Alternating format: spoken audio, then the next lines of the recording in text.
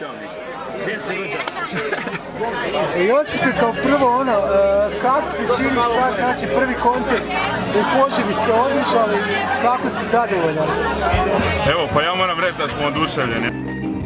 Ja poznajem sve zbog jednog dodira i to uvijek me ljubav se rodila i odvela te uvijek je tuđa i mene, a sve prije ruh iz jednog pogleda.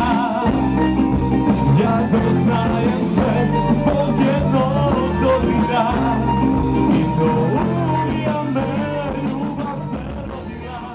me očekivali niti ovoliko ljudi, niti ovakvu atmosferu, stvarno kiša, bojali smo se, cijeli dan smo pogledavali u nebo, ali evo, ispostavilo se da to ljude nije spriječilo, da su željeni dobre zabave i stvarno, mislim da su se svi dobro zabavili, mi smo oduševljeni kako je publika prihvatila, stvarno znaju jako dobro pjevati, bolje od nas, oduševljeni.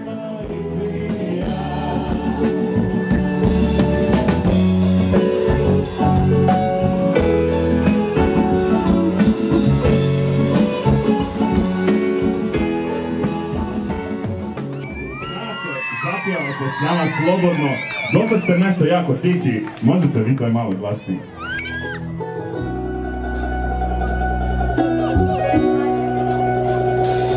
Sve dobro u nebi, probudila si ti, sve zlatno ljubavi, meni dala si, za dane prošlosti, duša i pobjedila,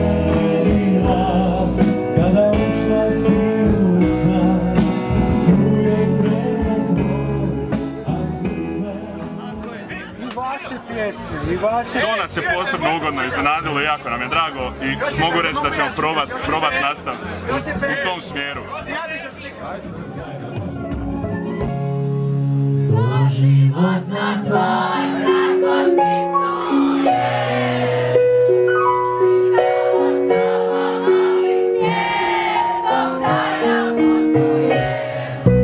Doživotno tebi dajem riječ, da si meni sve što treba. Prvi rođendan Pume, kako si ti zadovoljan? Kako ću biti zadovoljan? Evo, pogledajte šta su dečki napravili. Ovo je najjači koncert u Požegi ikada. Svaka čast Požegana. Brava. Na godinu idemo još jače. Bez vas to ne bilo to. Još više pjesama. Naravno.